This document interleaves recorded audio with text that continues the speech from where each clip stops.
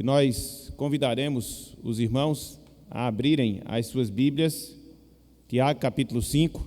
Hoje nós vamos encerrar essa série de meditações que nós fizemos nessa carta, versículo a versículo, e hoje nós vamos fechar no trecho que nós encontramos entre os versículos 13 até o versículo 18. Tiago capítulo 5, versículos 13 até o versículo de número 18. Assentados como os irmãos, os amigos se encontram, diz-nos o seguinte: meus irmãos e amigos, a palavra do Senhor. Está alguém entre vós sofrendo? Faça oração.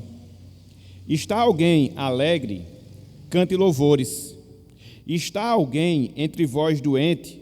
Chame os presbíteros da igreja e estes façam oração sobre ele, ungindo-o com óleo em nome do Senhor. E a oração da fé salvará o enfermo, e o Senhor o levantará. E, se houver cometido pecados, se-lhe-ão perdoados. Confessai, pois, os vossos pecados uns aos outros, e orai uns pelos outros, para serdes curados. Muito pode, por sua eficácia, a súplica do justo. Elias era homem semelhante a nós, sujeito aos mesmos sentimentos, e orou com instância para que não chovesse sobre a terra, e por 3 anos e 6 meses não choveu. E orou de novo, e o céu deu chuva, e a terra fez germinar seus frutos. Até aqui, até o versículo 18. Que o Senhor nos abençoe e que Ele aplique a sua santa palavra em nossos corações. Amém. Meus irmãos, meus amigos, a história da igreja, quando eu falo a história da igreja cristã, ao longo dos séculos, ao longo dos tempos, ela relata, irmãos, amigos, a vida de muitos irmãos nossos que viveram no passado e que se destacaram em alguns aspectos relacionados à vida cristã, à vida com Deus, à vida com o Senhor. Entretanto, poucos são os irmãos que essa história registra que se destacaram em muitos aspectos, mas muitos aspectos mesmos, repito, relacionado à vida com Deus, relacionado à vida com o Senhor. Nós temos muitos irmãos que se destacaram em alguns aspectos e poucos irmãos que se destacaram em muitos aspectos. Um exemplo dessa afirmativa, um exemplo dessa verdade que nós estamos aqui colocando, é o nome de um dos grandes servos do Senhor, o reformador escocês John Knox, que foi um pastor protestante naquele país em meados do século XVI. Meus irmãos, minhas irmãs, John Knox, ele era um estudioso profundo, um conhecedor profundo das Escrituras Sagradas. Mas não só isso, ele tinha um testemunho cristão exemplar em relação a todas as pessoas que conviveram com ele, que se relacionaram com ele. Mas não só isso, John Knox, ele tinha uma intensa, uma profunda vida de oração, uma profunda vida de comunhão com Deus, comunhão com o Senhor. Dizem os historiadores, e a história ela é farta em comprovações desse fato, que Maria Tudor, a chamada Maria Sanguinária, que era a rainha da Inglaterra, nos tempos em que John Knox ele desempenhava o seu ministério, ela dizia o seguinte, ela fazia tal afirmação, ela dizia: eu temo mais as orações de John Knox do que toda a armada que nós encontramos no continente europeu, ou seja, na Europa. Ou seja, ela dizia que temia muito mais as orações desse servo do Senhor, temia muito mais as orações desse servo de Deus do que todo o exército junto da Europa que, porventura, fosse guerrear contra a Inglaterra. Mas não só isso, meus irmãos, não só isso, meus amigos. é dito também que John Knox, ele era ousado nas suas orações. Ele era ousado nas suas petições e petições ao Senhor. Tanto é que constantemente ele orava a Deus. Tanto é que constantemente ele suplicava o Senhor: Senhor, dar-me a Escócia, senão eu morro. Essa era uma das orações mais regulares que John Knox fez ao longo da sua vida, fez ao longo do seu ministério.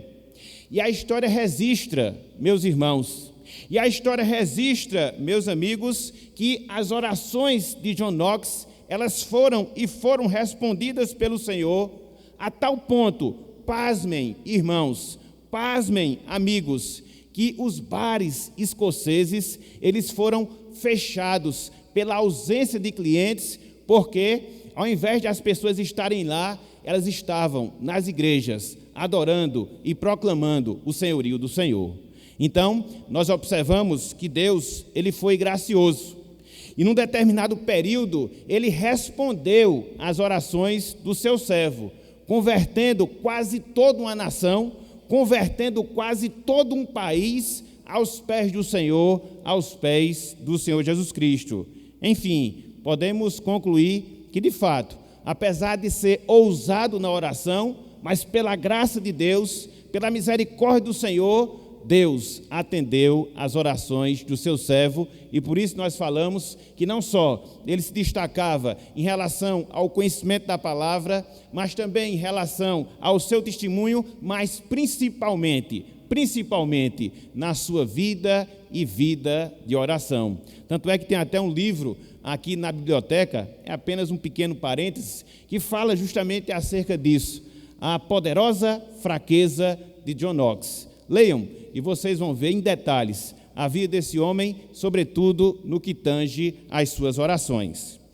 Esse texto, meus irmãos, meus amigos, de Tiago, capítulo 5, versículos 13 até o versículo 18, ele trata, no seu sentido mais geral, ele trata, no seu sentido mais resumido, do cuidado que eu, que você, que cada um de nós que somos cristãos, que cada um de nós que somos servos e servas de Deus, nós devemos ter, de maneira específica, nós devemos ter na nossa vida de oração, na nossa vida de comunhão com o Senhor.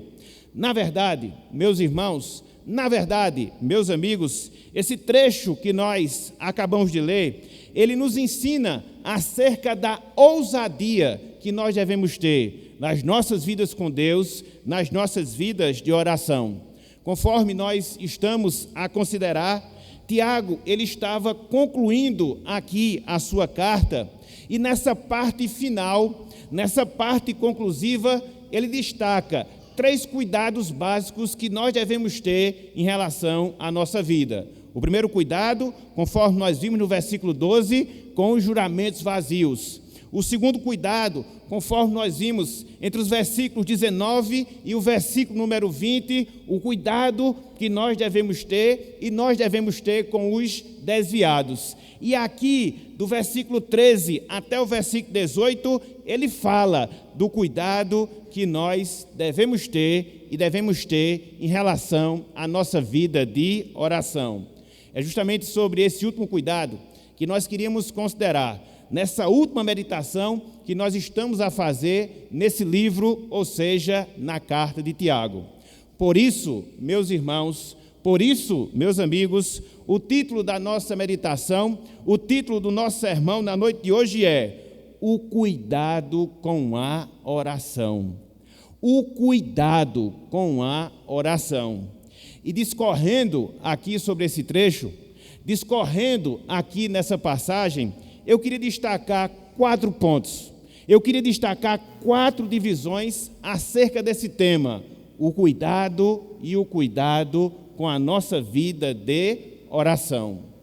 Em primeiro lugar, meus irmãos, meus amigos, eu queria apontar as situações que devem nos conduzir para uma vida e vida de oração. Em primeiro lugar, as circunstâncias, em primeiro lugar, as situações das nossas vidas que devem nos conduzir para uma vida de oração, para uma vida de comunhão com o Senhor. E aqui eu queria fazer menção aos versículos 13 e também o versículo 14 do capítulo 5 de Tiago, situações para a oração. Diz-nos o seguinte, meus irmãos, diz-nos o seguinte, meus amigos, Tiago, capítulo 5, versículos 13 e também o versículo de número 14. Está alguém entre vós sofrendo? Faça oração. Está alguém alegre? Cante louvores. Está alguém entre vós doente? Chame os presbíteros da igreja e estes façam oração sobre ele, ungindo-o com óleo em nome do Senhor.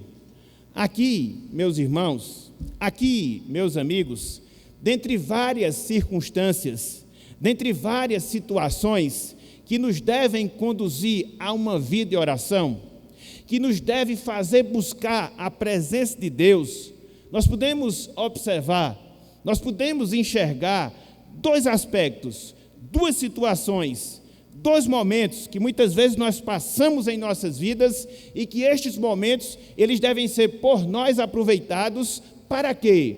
Para nos conduzir à presença de Deus, para nos fazer cada vez mais intensos no que tange uma vida de oração, uma vida de busca com Deus, uma vida de busca com o Senhor. Quais são essas circunstâncias?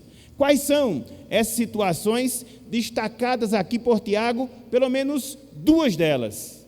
A primeira, meus irmãos, meus amigos, os sofrimentos. Os sofrimentos são momentos. Os sofrimentos são circunstâncias. Os sofrimentos são situações que a Bíblia nos ensina que devem nos conduzir à presença de Deus, que devem nos conduzir à presença do Senhor. É por isso que no versículo 13, Tiago, ele fala: está alguém entre vós sofrendo? Faça oração. Os sofrimentos aqui, meus irmãos, os sofrimentos aqui, meus amigos, dizem respeito aos problemas e desventuras que muitas vezes se tornam coisas cotidianas, costumeiras em nossas vidas. E nós sabemos, por experiência própria, que ao longo da nossa vida aqui na Terra, obrigatoriamente, passamos por muitos sofrimentos. Obrigatoriamente, passamos por muitos problemas. Obrigatoriamente, passamos por muitas desventuras, nas mais variadas áreas, nos mais variados aspectos que constituem a nossa vida aqui na Terra. Problemas financeiros, perseguições, aflições, dificuldades, as mais variadas possíveis, que muitas vezes nós nos deparamos em nossas vidas. No caso específico aqui desse trecho, Tiago, ele escrevia para cristãos que estavam sofrendo na mão dos seus patrões, pelo fato deles trabalharem, pelo fato deles se esforçarem e não receberem a remuneração justa e correspondente ao seu trabalho. Dessa forma, nós aprendemos que os sofrimentos, todos eles que nós passamos, todos eles que nós enfrentamos em nossas vidas, eles devem nos conduzir à oração, eles devem nos conduzir à busca do Senhor. Afinal de contas, meus irmãos, afinal de contas, meus amigos, as nossas orações, elas se constituem no elo, na ligação entre nós e Deus. Quanto mais nós oramos ao Senhor, quanto mais nós o buscamos, sobretudo em momentos de dor, sobretudo em momentos de sofrimentos, sobretudo em momentos de aflições, nós vamos ter aqui, dentre várias coisas, um remédio para evitarmos a murmuração. Então Deus, meus irmãos, meus amigos, na sua palavra, Ele nos promete que, em meio aos nossos sofrimentos, nos promete que, em meio às nossas aflições, nos promete que, em meio às nossas tribulações, o que é que nós devemos fazer?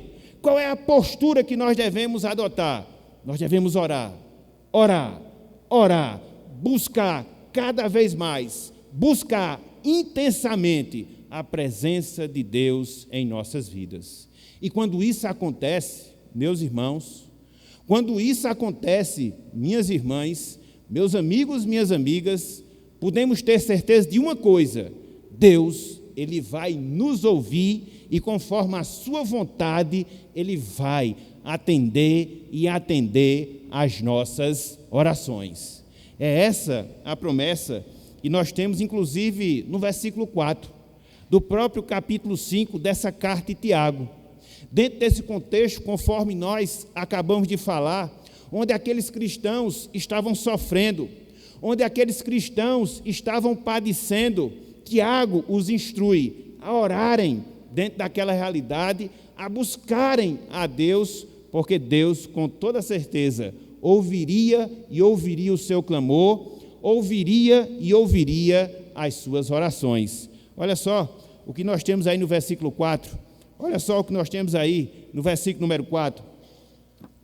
Diz o seguinte: eis que os salários dos trabalhadores que ceifaram os vossos campos e que por vós foi retido com fraude, está clamando.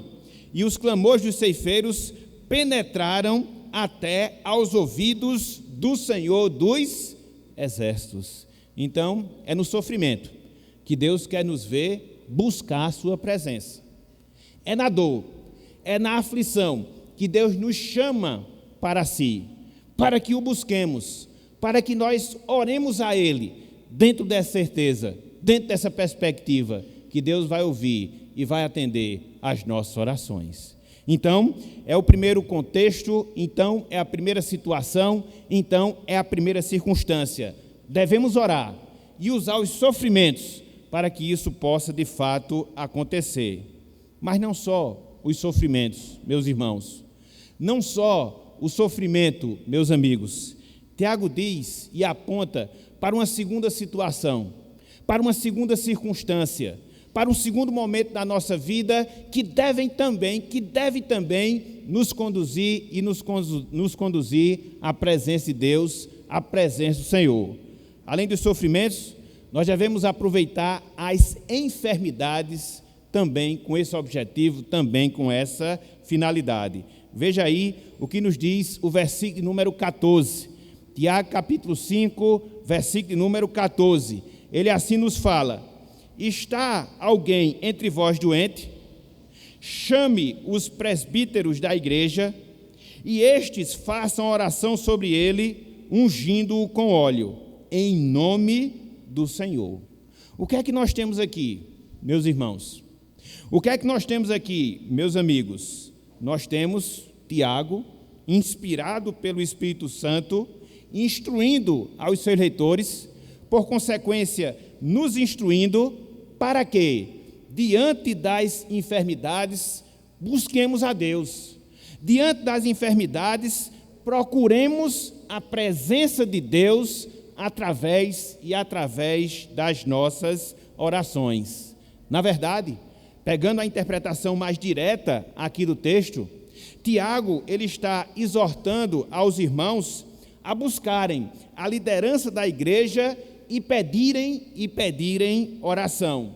Quem é essa liderança? O texto fala, são os presbíteros, os anciãos, as pessoas mais amadurecidas espiritualmente que porventura nós encontremos na nossa igreja. Então, seguindo a instrução de Tiago, esses homens experientes, esses homens sábios, eles serão chamados, eles orarão em favor desses enfermos e aplicarão óleo diante dessa situação, diante dessa circunstância. O óleo aqui, meus irmãos, o óleo aqui, meus amigos, se refere ao óleo de oliva.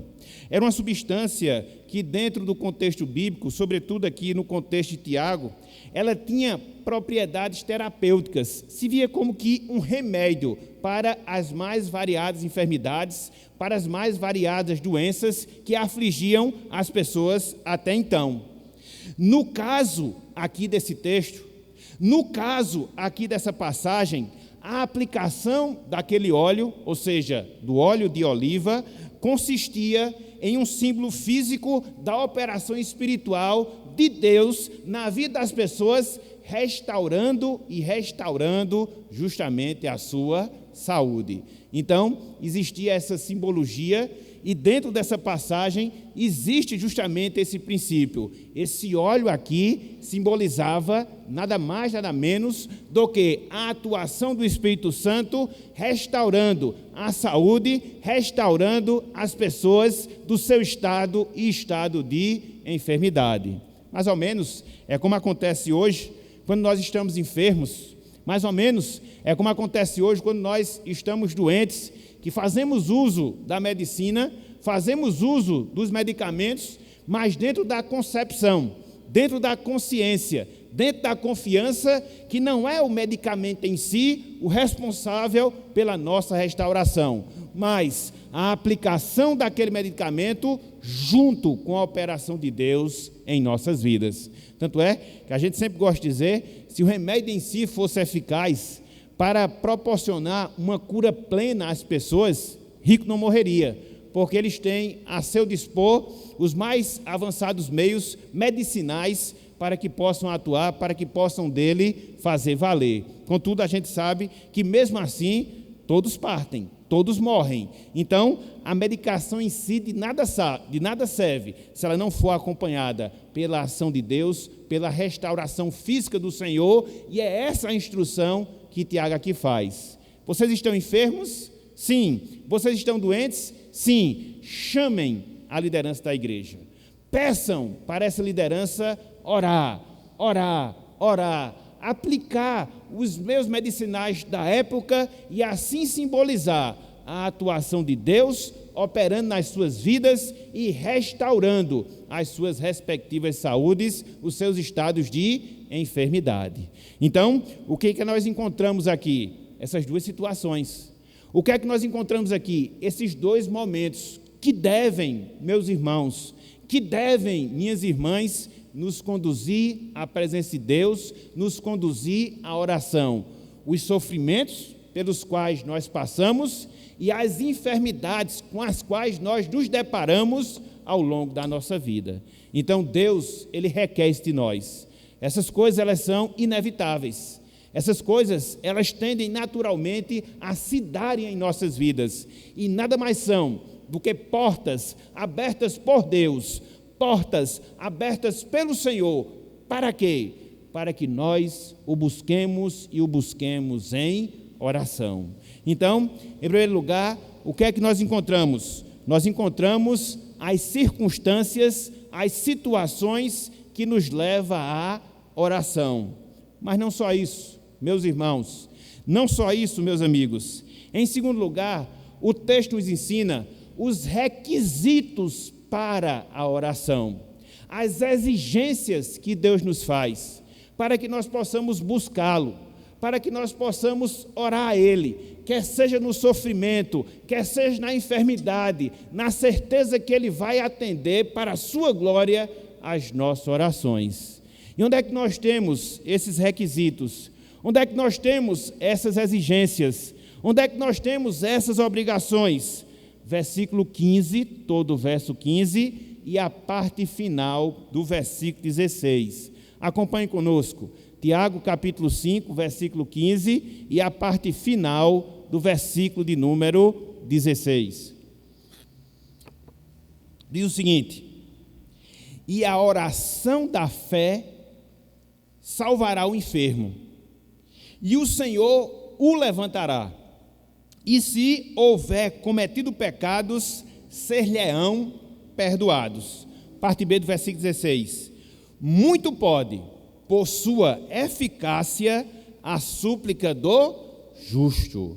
Então aqui, meus irmãos, aqui, meus amigos, Tiago, ele coloca algumas exigências que devem ser atendidas por nós. Para quê? Para que nós sejamos bem-sucedidos em nossas orações. Qual é o primeiro requisito? Qual é a primeira exigência? Qual é a primeira obrigação? nós precisamos ter fé. Nós precisamos ter fé. É por isso que Tiago diz no versículo 15: e a oração da fé salvará o enfermo, e o Senhor o levantará, e se houver cometido pecados, ser-lhe-ão perdoados.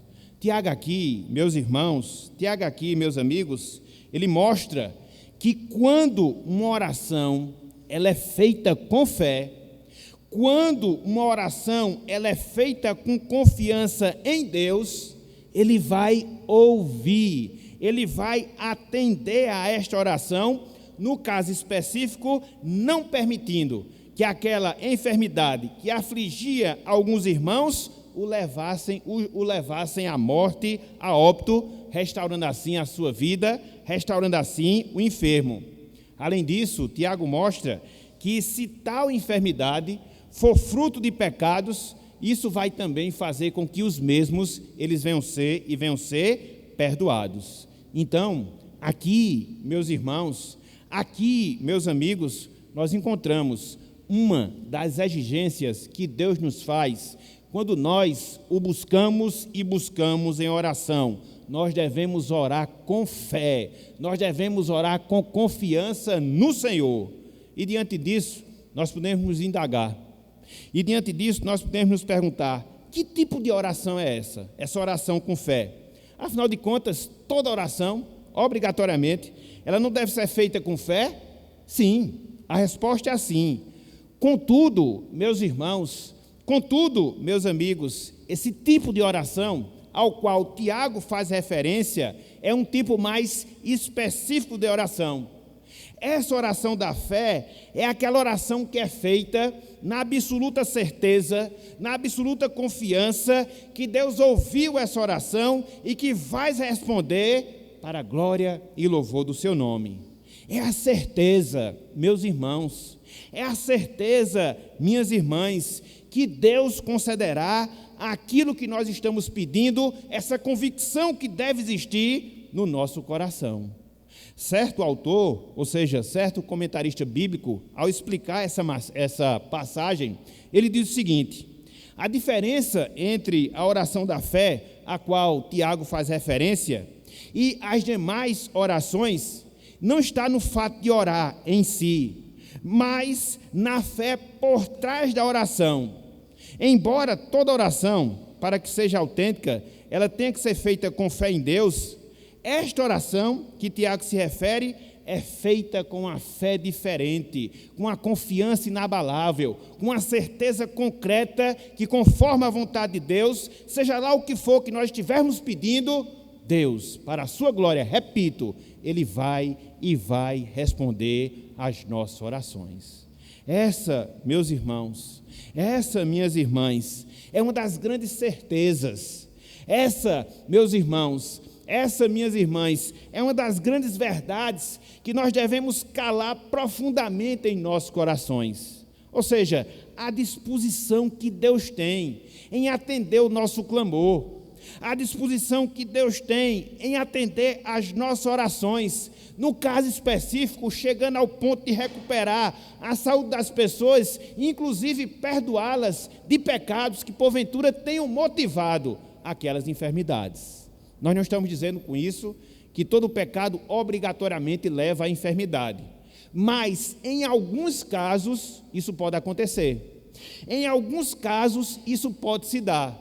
Contudo, mesmo nessa situação, mesmo dentro dessa realidade, se a oração for feita com fé, se a oração for acompanhada com convicção, Tiago diz que Deus ele vai ouvir, ele vai atender a oração, porque essa é uma das exigências que Deus faz, é que nós oremos e oremos com fé, com confiança inabalável no poder de Deus, na sua capacidade de agir, na sua graça em atender às nossas orações. É o primeiro requisito. Mas não só esse.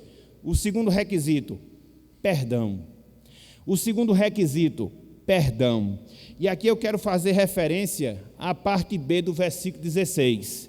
Tiago, capítulo 5, versículo 16, a parte B, quando Tiago diz: muito pode, por sua eficácia, a súplica do justo. Muito pode, por sua eficácia, a súplica do justo. Tiago aqui, meus irmãos, Tiago aqui, meus amigos, diz que a oração do justo, ela é eficaz. Ou seja, a oração do justo, ela é operante. Pegando uma tradução literal, a oração do justo, ela atua com poder. Se nós pudéssemos fazer essa tradução mais literal, ao invés da palavra eficácia, traduzirmos literalmente com atuação do poder. Então, Tiago está dizendo que muito pode, atua com muito poder a oração do justo, a oração do justo do Senhor. Então, para que nós possamos orar, para que nós possamos buscar a presença de Deus, nós precisamos cumprir esse requisito. Nós precisamos ser justos. E justos aqui não se refere à perfeição em si, mas a palavra justo aqui significa declarado justo, significa perdoado, significa aquela pessoa que teve os seus pecados perdoados e que hoje desfruta da comunhão com Deus, da comunhão com o Senhor na sua vida, e por isso Deus ouve a sua oração, Deus ouve a sua súplica, Deus ouve o seu clamor. Então, é esse o segundo requisito que deve ser preenchido para que nós possamos orar a Deus. A nossa condição espiritual, ela deve estar restaurada. Os nossos pecados têm que ser perdoados através da obra de Jesus Cristo. E Isaías é muito enfático em relação a isso. E logo no capítulo 1 do seu livro, ele mostra que quanto mais o povo que estava misturado com os pecados, estavam misturados com as transgressões, orava, buscava Deus, Deus não os atendia. O pecado, ele tem essa capacidade de nos separar de Deus. E uma pessoa que não tem o perdão dos mesmos, ela é incapaz de orar ao Senhor, no sentido de ser eficaz na sua oração, a não ser que a sua oração seja uma oração de arrependimento, a não ser que a sua oração seja uma oração de confissão de pecados, a não ser que a sua oração seja uma oração que ela se humilhe perante o Senhor, reconheça Cristo como Salvador, experimente o seu perdão, torne-se justa aos olhos de Deus, e assim ela possa ter o segundo requisito para orar e orar a Deus em sua vida. Então, são esses os dois requisitos, são essas as duas exigências que Tiago aqui faz, pelo menos no texto, em relação à oração. Devemos ter fé, devemos ser perdoados, para que assim Deus nos escute, para que assim Deus ele nos ouça. Mas não só isso. Se de um lado nós temos as situações que devem nos levar à oração, as dificuldades e as enfermidades, por outro lado, nós temos os requisitos que são exigidos para nós orarmos, fé e perdão.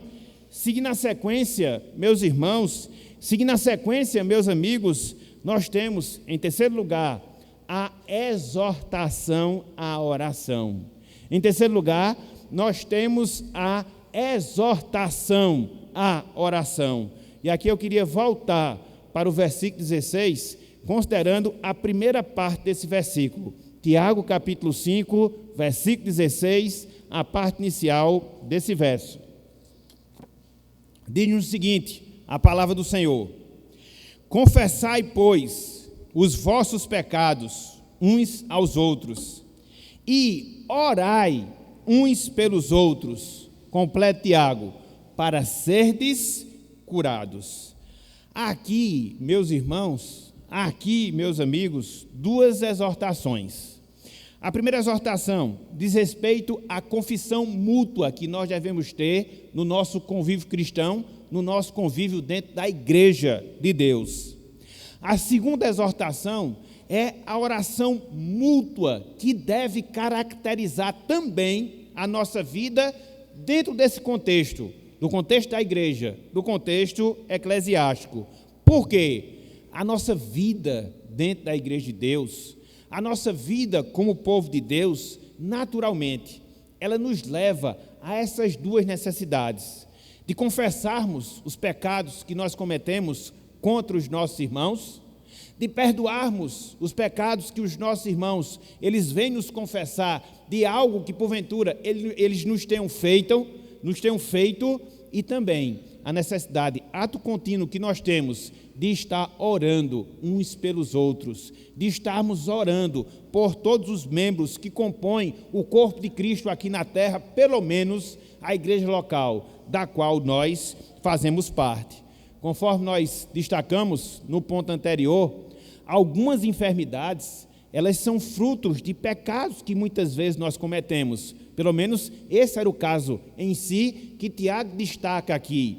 E é justamente por causa disso que ele faz essas duas exortações. Confessem os seus pecados uns aos outros. Orem uns pelos outros. Com que objetivo? Com o objetivo de vocês serem curados. E a partir dessa segunda exortação, nós aprendemos, meus irmãos, nós aprendemos, meus amigos, a obrigação que a Bíblia ela impõe a cada um de nós, que somos seu povo aqui na terra. De quê? De termos esse compromisso. De quê? De termos essa obrigação.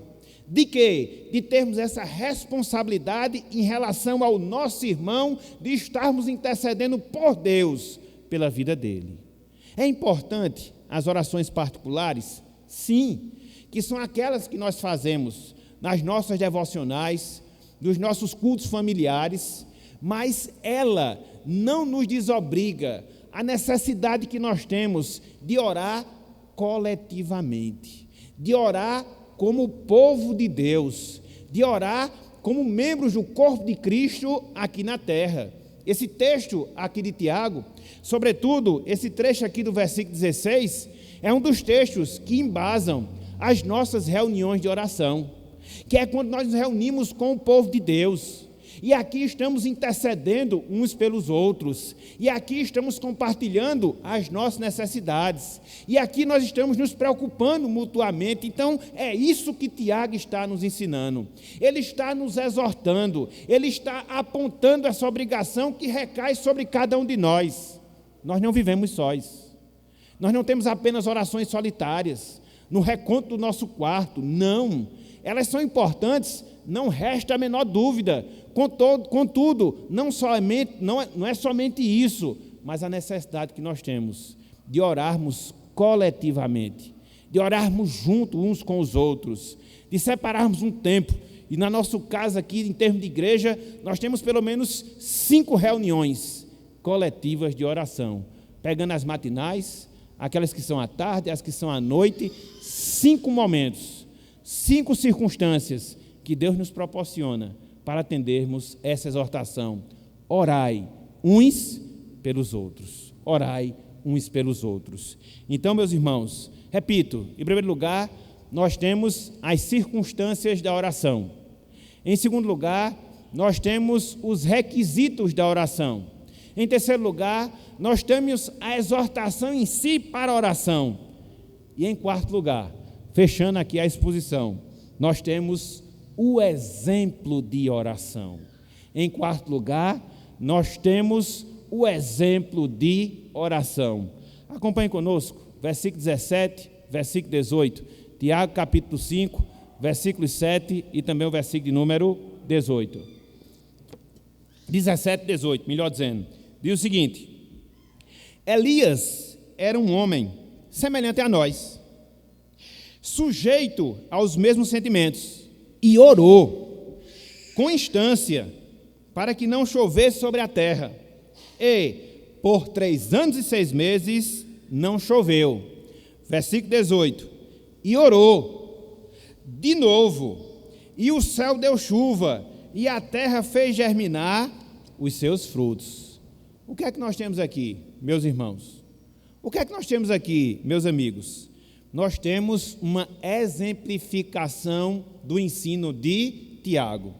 Nós temos Tiago trazendo um ensino para fundamentar nós temos Tiago trazendo um exemplo para fundamentar todo o seu ensinamento em relação à vida de oração que cada um de nós devemos ter, que cada um devemos manter em nossas vidas. E qual é o personagem ao qual ele faz referência aqui na passagem? Era um personagem bastante conhecido dos judeus, ou seja, o profeta Elias. E aqui, nesse trecho, Tiago menciona um dos episódios lá no Antigo Testamento em que o profeta Elias, através do seu clamor, através da sua oração, fechou o céu.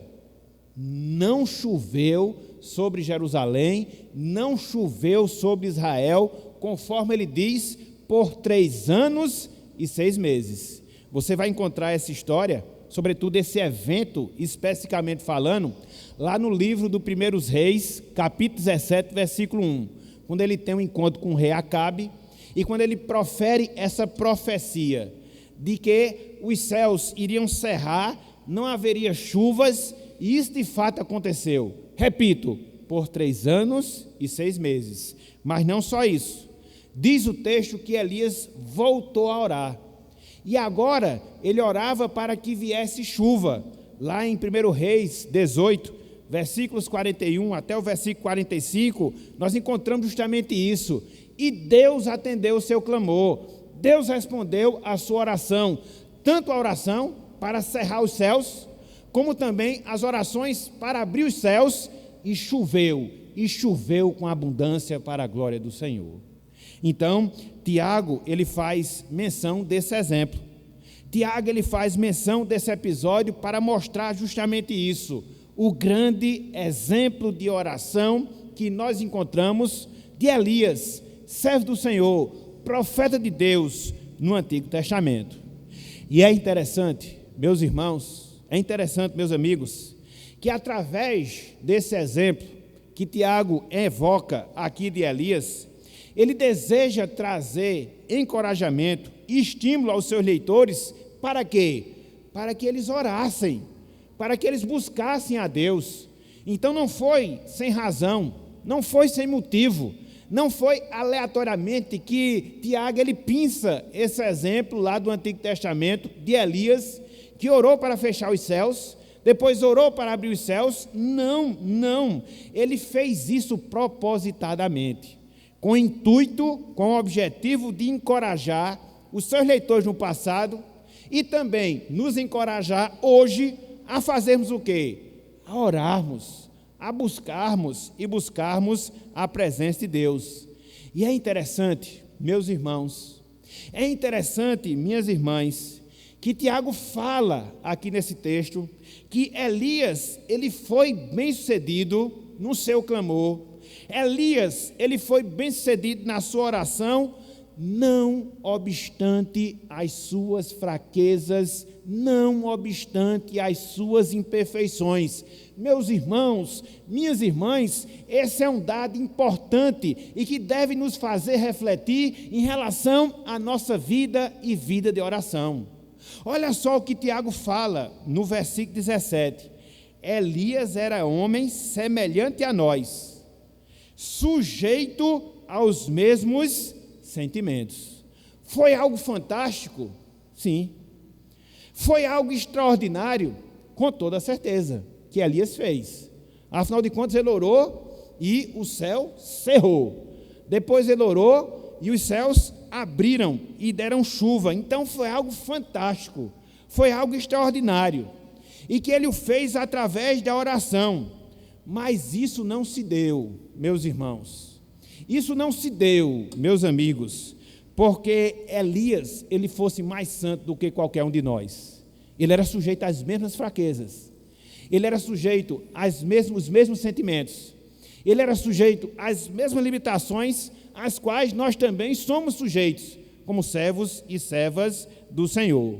Mas Deus, na sua soberania, mas Deus, para glorificar o seu nome, sobretudo naquele contexto de esfriamento espiritual, ouviu, escutou a oração de Elias, derramou chuvas e foi comprovado naquele contexto que só o Senhor é Deus. Então, é isso que Tiago está trazendo à memória. É por isso que no versículo 18 ele diz, e orou de novo, e o céu deu chuva, e a terra fez germinar os seus frutos. Então, através desse exemplo, repito, Tiago está estimulando aos seus leitores, Tiago está nos estimulando hoje a fazermos o quê? A termos plena confiança em Deus em nossas orações, a orarmos ao Senhor e o fazermos com insistência. Por quê? Da mesma forma que eles ouviram Elias, da mesma forma que ele escutou o profeta Elias, ele também vai nos escutar, para a glória do seu nome, que não esqueçamos disso jamais. Então, meus irmãos, minhas irmãs, meus amigos e amigas, nesta oportunidade, nós consideramos o cuidado que nós devemos ter em relação à nossa vida de oração, em relação à nossa vida de busca ao Senhor.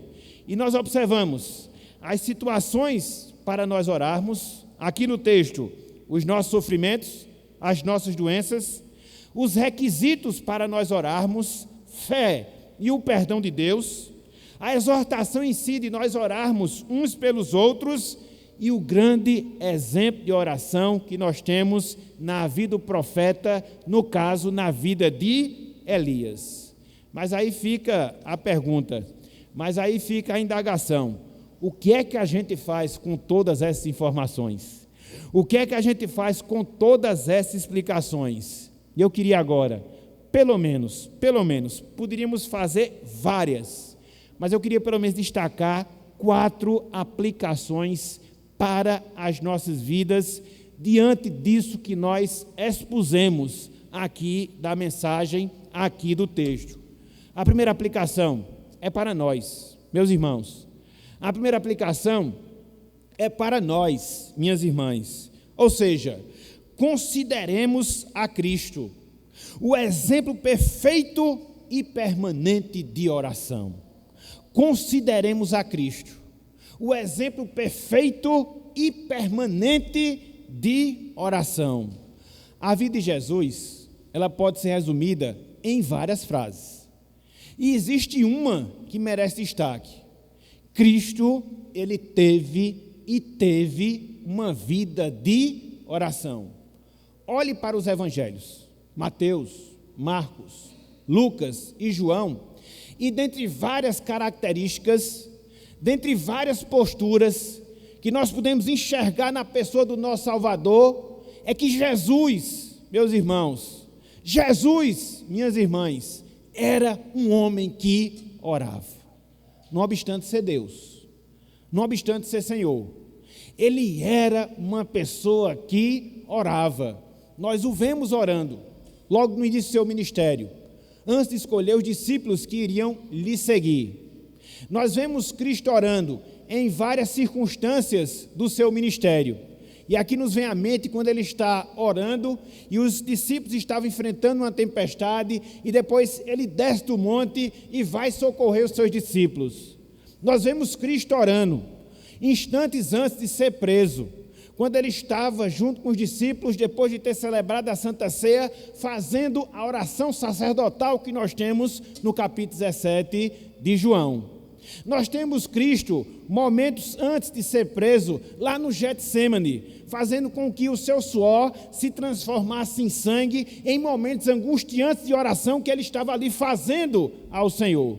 Nós vemos Cristo, na própria cruz do Calvário, instantes antes de morrer, também fazendo oração: Pai, perdoa-lhes, porque eles não sabem o que fazem.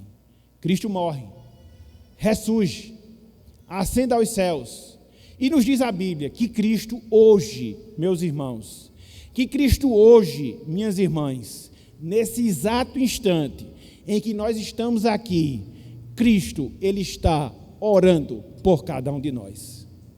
Ele é o nosso exemplo perfeito.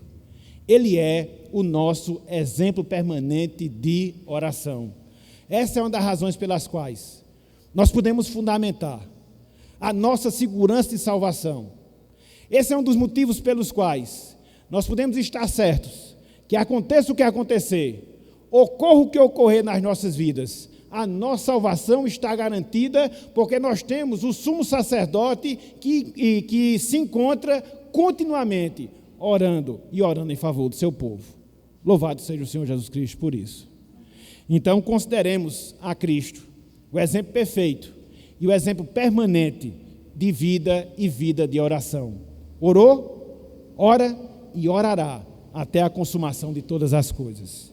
Em segundo lugar, meus irmãos, em segundo lugar, minhas irmãs, atendamos a ordem bíblica de nós orarmos, não só individual, mas também coletivamente. Atendamos a ordem bíblica de nós orarmos, não só individual, mas também coletivamente. MacArthur Jr., ele é um pregador americano, nos diz que a oração é a respiração do cristão. Eu acho muito interessante essa afirmativa que ele faz. A oração é a respiração do cristão. E ele fala isso defendendo a ideia que todo e qualquer cristão, que todo e qualquer salvo, ele não pode deixar de orar, como nós não podemos deixar de respirar, porque quando nós deixamos de respirar, nós morremos. Quando nós deixamos de orar, nós morremos. E ele usa como texto base as instruções que Paulo faz lá em Tessalonicenses, orai sem cessar, capítulo 5, versículo 17. Também lá em Efésios, capítulo 6, orando em todo o tempo no Espírito. Portanto, meus irmãos, minhas irmãs, negligenciar um desses aspectos da oração, quer seja oração individual, quer seja oração coletiva, constitui-se num grande pecado contra Deus, num grande pecado contra o Senhor. Quando você deixa de orar, quando você não tem uma vida de oração intensa, quando você não tem momentos de comunhão com o Senhor, aprenda uma coisa: você está pecando contra Ele. Deus lhe deu vida, Deus lhe deu saúde, Deus lhe deu salvação, Deus colocou dentro de você o Espírito Santo para que você seja uma pessoa de oração. E caso isso não aconteça, caso isso não ocorra, tem algo errado na sua vida, que precisa ser melhorado, que precisa ser consertado, porque se não, você vai morrer espiritualmente, se é que já não está morto em termos espirituais. Então, atendamos para a ordem bíblica de nós orarmos, tanto individual, como também coletivamente. Em terceiro lugar, meus irmãos, minhas irmãs, creiamos que Deus faz o impossível em resposta às nossas orações. Creiamos, porque Deus faz o impossível em resposta às nossas orações. Há várias coisas, meus irmãos, há várias coisas, minhas irmãs, que nós julgamos impossíveis em nossas vidas.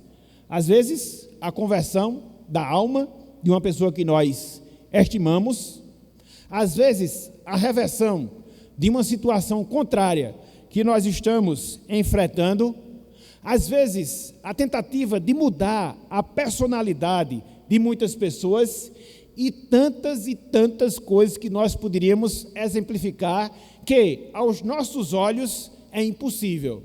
E deixa eu dizer uma coisa a vocês, de fato é impossível para mim, de fato é impossível para você, de fato é impossível para cada um de nós, essas coisas e outras que nós poderíamos elencar. Mas eu queria dizer uma coisa, e deixar bem clara para cada um de nós: para Deus, meus irmãos, para Deus, minhas irmãs, nada é impossível. Nada é impossível.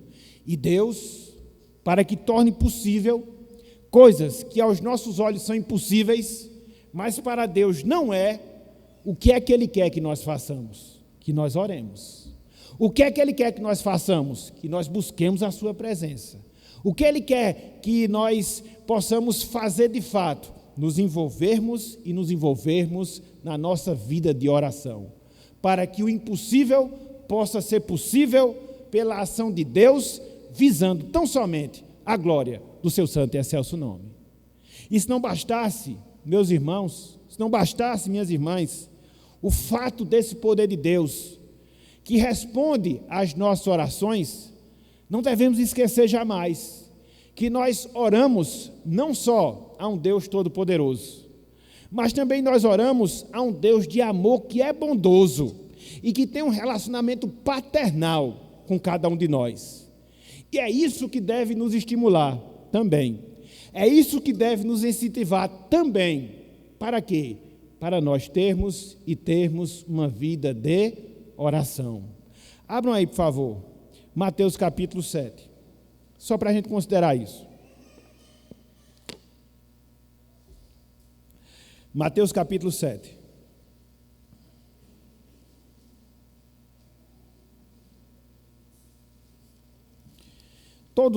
Esse texto é um texto conhecido nosso, e que muitas vezes nós esquecemos. E ele deve servir de estímulo para nós orarmos. Olha só o que Cristo fala, Mateus 7, versículo de 7 até o versículo 11. Cristo diz: pedi e dá-se-vos-á, buscai e achareis, batei e abri-se-vos-á, pois todo o que pede recebe, e o que busca encontra, e a quem bate abri-se-lhe-á. Ou qual dentre vós é o homem que, se porventura o filho lhe pedir pão, lhe dará pedra? Ou, se lhe pedir um peixe, lhe dará uma cobra? Versículo 11.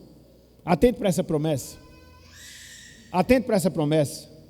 E considere-a como estímulo para uma vida de oração.